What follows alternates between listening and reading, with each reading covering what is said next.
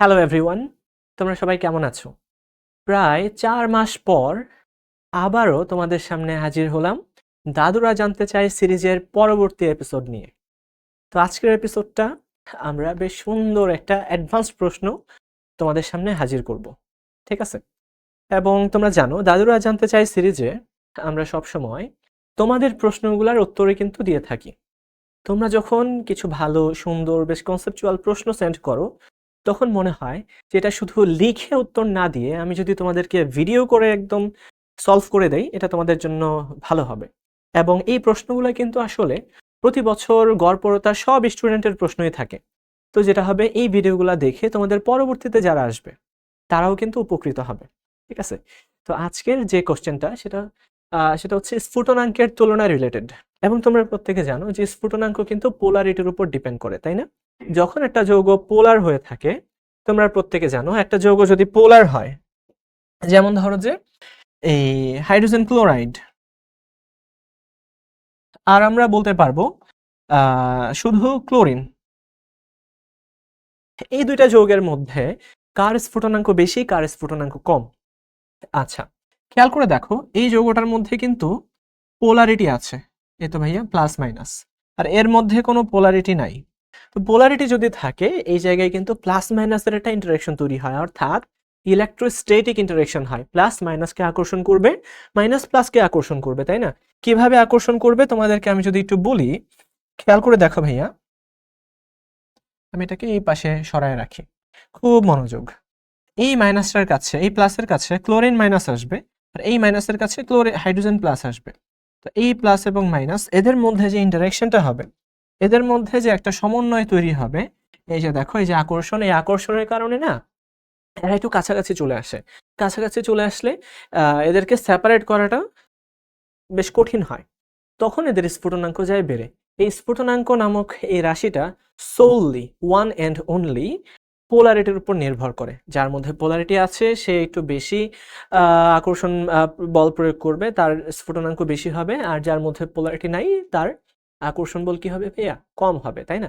আমরা নাইট্রোজেন আর হচ্ছে তোমার ইয়ার ক্ষেত্রে কল্পনা করতে পারি, নাইট্রোজেন আর হচ্ছে অ্যামোনিয়ার ক্ষেত্রে। তারপরে ধরো যে আমরা মিথেনের সাথে অ্যামোনিয়ার কল্পনা করতে পারি, যেখানে ইয়ে থাকবে, এই পোলারিটি থাকবে, তার স্ফুটনাঙ্ক বেশি হবে। এই প্রশ্নটা, তোমরা যে প্রশ্নটা দিছো খেয়াল করো, এটা কিন্তু খুবই কনসেপচুয়াল একটা প্রশ্ন। এই প্রশ্নের উত্তর জানতে হলে আমাদের দুইটা বেসিক আইডিয়া লাগবে। একটা হচ্ছে ভাইয়া সংকরায়ন। এই প্রশ্নের উত্তর জানতে গেলে আমাদের জানতে হবে সংকরায়ন সম্পর্কে, আমাদের জানতে হবে এই ভেক্টর লব্ধি সম্পর্কে, আমাদের জানতে হবে ভেক্টর লব্ধি সম্পর্কে। যদি এই দুইটা কনসেপ্ট থাকে তাইলে তোমার করা এই প্রশ্নটা এর উত্তর তুমি পেয়ে যাবা এবং সবাই তোমরা বুঝতে পারবা সেই প্রশ্নটা কি ছিল। দেখো ভাইয়া 1 4 1 4 1 4 এই যৌগটার নাম কি? তোমরা যারা জৈব রসায়ন পড়ছো বা আমরা যাদেরকে পড়াইছি তারা জানো যে বেনজিন 1 4 ডাই কার্বোনাইট্রাইল, তাই না? আমি নামটা লিখে দিচ্ছি, বেনজিন। এবং নামকরণ নিয়ে তোমাদের যদি প্রয়োজন হয় যে ভাই আমি এই নামকরণটাও পারি না, আমাদেরকে একটু বোঝান এই টাইপের কঠিন নামকরণগুলো, তো তোমরা বলতে পারো, আমি আস্তে ধীরে করে এগুলো নিয়ে আসবো। Benzene 1,4 die কার্বোনাইট্রাইল, কার্বোনাইট্রাইল। তো প্রশ্ন হচ্ছে ভাইয়া এই বেনজিন 1,4 ডাই কার্বোনাইট্রাইল, এইখানে কার্বন নাইট্রোজেন, খেয়াল করে দেখো ভাইয়া, কার্বনটা হচ্ছে প্লাস, নাইট্রোজেনের ইলেকট্রোনেগেটিভিটি বেশি, তাই সে হচ্ছে মাইনাস। এই কার্বনটা হচ্ছে প্লাস, এই নাইট্রোজেন হলো গিয়ে মাইনাস। তারপরেও এখানে দুইটা পোলার গ্রুপ থাকা সত্ত্বেও এই দুইটা কি ভাইয়া? পোলার গ্রুপ, তাই না? আমি লিখে দিচ্ছি পোলার গ্রুপ বা পোলার মূলক। দুইটা পোলার মূলক থাকা সত্ত্বেও এর পোলারিটি কিন্তু শূন্য, অর্থাৎ এর মধ্যে কোনো পোলারিটি নাই, এর ডাইপোল মোমেন্ট শূন্য। বাট এর মধ্যেও তো দুইটা পোলার গ্রুপ আছে, তাই না? এই যে দেখো ভাইয়া, এই ডাইহাইড্রোক্সিবেনজিন বা এটাকে আমরা কুইনল বলি, প্যারাকুইনল। তো এই কুইনলের মধ্যে এই সেম দুইটা পোলার গ্রুপ আছে, তারপরেও এটা কি? এটা হচ্ছে তোমার পোলার। যৌগটা সামগ্রিকভাবে পোলার, বাট এটা সামগ্রিকভাবে অপোলার। এটা কেন অপোলার আর এটা কেন পোলার, এই কারণটাই আমাদের খুঁজে বের করতে হবে। ঠিক আছে? তাহলে আমরা একটা করে শুরু করি। তোমরা সবাই যদি রেডি হও একটু খাতা কলম নিয়ে বসতে পারো। খেয়াল করে দেখো ভাইয়া, আমরা যদি এই প্রথমটা কেন অপোলার এটার উত্তর খুঁজে বের করি তাইলে এরকম হবে। আমি ছবিটা আঁকি, অ্যাকচুয়াল ছবিটা আমি আঁকবো। হ্যাঁ, মানে এর আকার কিরকম। তো বেনজিন আমরা জানি একটা সুষম ষড়ভুজ এবং ইলেকট্রনগুলোর মধ্যে সব ছড়ায় থাকে, চারপাশে একদম ছড়ায় থাকে। আর এর সাথে যে রিলেটেড এই যে কার্বন, কার্বনের সাথে আছে নাইট্রোজেন। খেয়াল করে দেখবা কার্বন নাইট্রোজেন কিন্তু ত্রিবন্ধন দ্বারা গঠিত। তো তোমরা যদি খুঁজে বের করো এই কার্বনের মধ্যে আছে আমাদের দুইটা মাত্র সিগমা বন্ড, সুতরাং এই কার্বনটা হয়ে যাবে sp হাইব্রিডাইজড। sp হাইব্রিডাইজড, তাই কিনা? তাহলে মনোযোগ, এই হচ্ছে প্লাস, এই হচ্ছে মাইনাস। তাহলে দেখা যাবে কি যে ইলেকট্রনগুলা সে উপরের দিকে টানতেছে এর, এবং ঠিক প্যারা পজিশনে, ঠিক 180 ডিগ্রি উল্টা পজিশনে এখানেও কিন্তু ইলেকট্রনটা, এই যে দেখো এখানে কার্বনটা প্লাস, নাইট্রোজেনটা কি মাইনাস, ঠিক উল্টা দিকে দুইটা ভেক্টর কাজ করতেছে। খেয়াল করো এই পোলারিটি কিন্তু বা ডাইপোল মোমেন্ট কিন্তু একটা ভেক্টর রাশি, তাই না? ডাইপোল কিন্তু একটা ভেক্টর রাশি। তো খেয়াল করে দেখবা যে এই ডাইপোলটা উপরের দিকে কাজ করতেছে, এই ডাইপোলটা ভাইয়া নিচের দিকে কাজ করতেছে। তো আলটিমেটলি দুইটা যেহেতু একদম বিপরীত অভিমুখে আছে, যেহেতু 180 ডিগ্রি অ্যাঙ্গেল, তো দেখা যাবে এবং উভয়ের কিন্তু এই ডাইপোল মোমেন্ট সমান। এটার ডাইপোল মোমেন্ট যত, দেখো কার্বন নাইট্রোজেন, এটারও ডাইপোল মোমেন্ট কিন্তু একদম সেম, সমান মানের দুইটা বল যদি একদম বিপরীতমুখী ক্রিয়া করে তখন এদের লব্ধি কত হয়ে যায় ভাই? এদের লব্ধি হয়ে যায় 0। তো এর সামগ্রিক ডাইপোল মোমেন্ট থাকবে না। এর স্ফুটনাঙ্ক আমরা যদি বলি বয়েলিং পয়েন্ট, এটা কিন্তু কম হবে। কার তুলনায়? এর যে কম্পিটিটর আছে তার তুলনায়।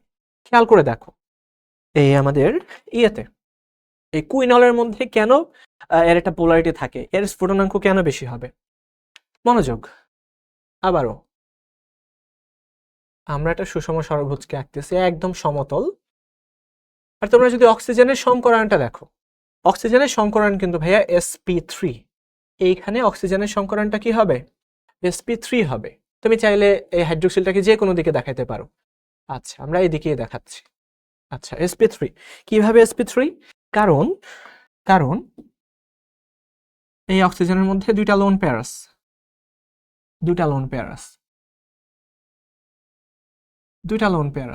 তো আমরা জানি সংকরায়ন steric number sigma bond plus হচ্ছে তোমার লোন পেয়ার, সিগমা বন্ড দুইটা, লোন পেয়ার দুইটা, তার মানে 2 + 2 = 4। 4 যদি হয় তাহলে কি হবে? sp3। আরেকটা মজার প্রশ্ন, এখানে তোমরা অনেকের প্রশ্ন করবা যারা কিনা আরেকটু ডিপে যেয়ে পড়াশোনা করছো, তো তারা বলবা আমাকে একটু কাউন্টার করবা যে ভাই আমরা তো জানি এই ফেনল এর অক্সিজেনটা তার একটা লোন পেয়ার দিয়ে দেয়। তার একটা লোন পেয়ার কি করে?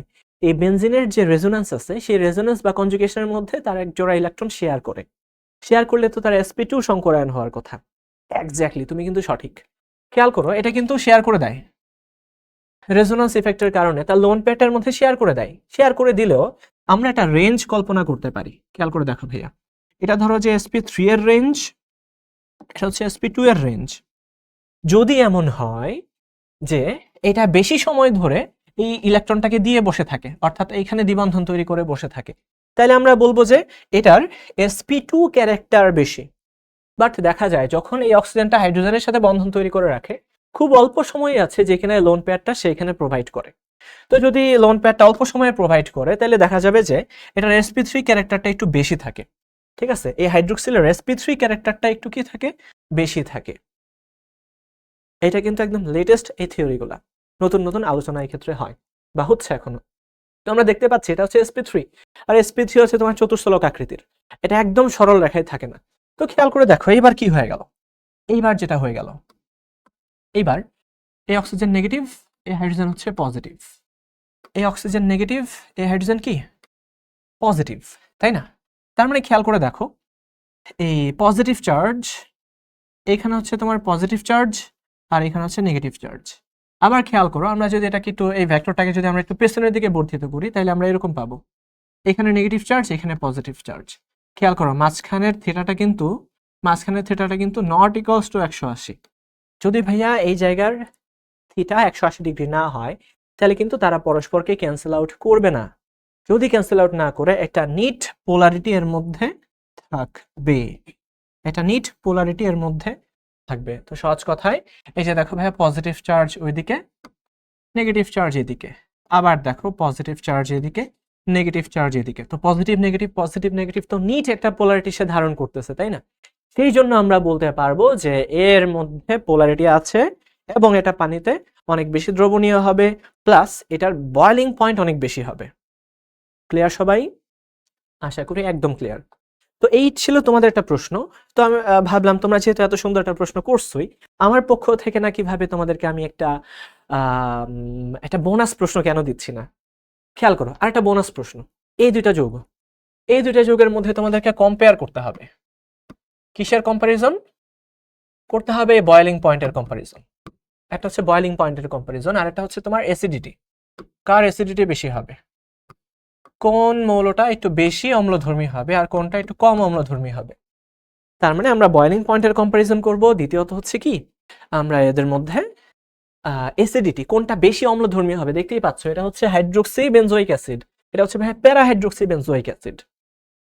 তার মানে এই দুইটা হচ্ছে আইসোমার, দুইটা একই জাতীয় যৌগ, বাট হচ্ছে তারা পরস্পরের সমাণু। সমাণুদের মধ্যে নানান ধরনের বৈশিষ্ট্যের পার্থক্য থাকে, তোমরা জানো। আমরা এই দুইটা বৈশিষ্ট্য নিয়ে কথা বলবো। একটা হচ্ছে বয়েলিং পয়েন্ট, আর একটা কি অ্যাসিডিটি, অম্লধর্মিতা। তো যে যৌগ যত সহজে H+ দান করতে পারে, তোমরা প্রত্যেকে জানো তার অম্লধর্মিতা বেশি। তোমরা প্রত্যেকে জানো যে যৌগ যত সহজে H+ দান করতে পারে বা প্রোটন দান করতে পারে, তার অম্লধর্মিতা বেশি। তো আমরা একটু চেক করে দেখি কার প্রোটন দান করার ক্যাপাসিটি বেশি। তো অ্যান্সার হচ্ছে ভাই এইটার বেশি। এইটার বেশি কিভাবে বেশি দেখো, আমরা শুরুতে এই অ্যাসপিরিন নিয়ে কথা বলি। অর্থো হাইড্রোক্সি বেনজোইক অ্যাসিড, বা এটার নাম হচ্ছে অ্যাসপিরিন। তো ফার্মেসি নিয়ে পড়াশোনা করছি, তো এগুলো আমরা নিজেরা বানাইছি, ল্যাবে বানাইছি। এটা কিভাবে আমাদের বডিতে কাজ করে, non steroidal anti inflammatory effect সে প্রদর্শন করে। তো এগুলো আসলে একদম মাথার মধ্যে ঢুকে গেছে। যাই হোক, তোমরাও শিখবা যখন ইউনিভার্সিটিতে যাবা। তো অ্যাসপিরিনের মধ্যে কি ঘটনা ঘটে দেখো। অ্যাসপিরিনের মধ্যে একটা হাইড্রোজেন বন্ধন কাজ করে। দেখো ভাইয়া হাইড্রোজেন বন্ধনটা কিভাবে কাজ করে।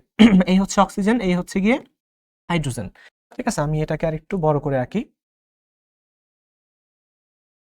খুব মনোযোগ।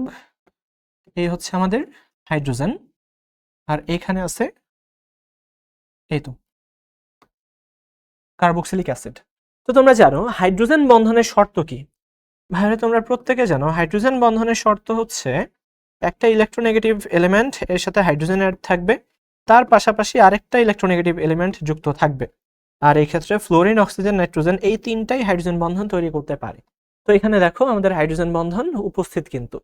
তো আমরা বলতে পারি, খেয়াল করো, এই অক্সিজেন মাইনাস, এই হাইড্রোজেন প্লাস, তারপর কি এই অক্সিজেনটা হচ্ছে মাইনাস। তো আমরা জানি ফেনলের এই হাইড্রোক্সিলটা কিন্তু বের হয়ে যেতে পারে খুব ইজিলি, ফেনলের হাইড্রোজেনটা বের হয়ে যেতে পারতো নরমালি, বাট এই ক্ষেত্রে আর এত সহজে বের হইতে পারবে না। কেন পারবে না দেখো, এই যে এই যে এখানে কি আছে ভাই, এখানে একটা ইন্ট্রামলিকুলার হাইড্রোজেন বন্ধন আছে। এই অক্সিজেনটা এই হাইড্রোজেনকে ভাইয়া ধরে রাখে। তো এই যৌগের ক্ষেত্রে এই হাইড্রোজেনটা খুব ইজিলি আর বের হতে পারবে না, শুধুমাত্র বের হতে পারবে এই হাইড্রোজেনটা। বুঝতে পারছো? শুধুমাত্র এটাই বের হতে পারবে, বাট এটা বের হইতে পারবে না। তো যেহেতু H+ এত সহজে বের হতে পারবে না, বেশি বেশি H+ তৈরি করতে পারবে না, তাই তার পিএইচটা একটু বেশিই থাকবে, সে দুর্বল অম্ল। আর এটার ক্ষেত্রে দেখো, এই ক্ষেত্রে কিন্তু কোনো ধরনের হাইড্রোজেন বন্ধন, অন্তঃআণবিক হাইড্রোজেন বন্ধন সম্ভব না। এই ক্ষেত্রে যেটা সম্ভব সেটা হচ্ছে এটা, এই যে দেখো OH। এটার ক্ষেত্রে দেখো ভাইয়া এখানে OH।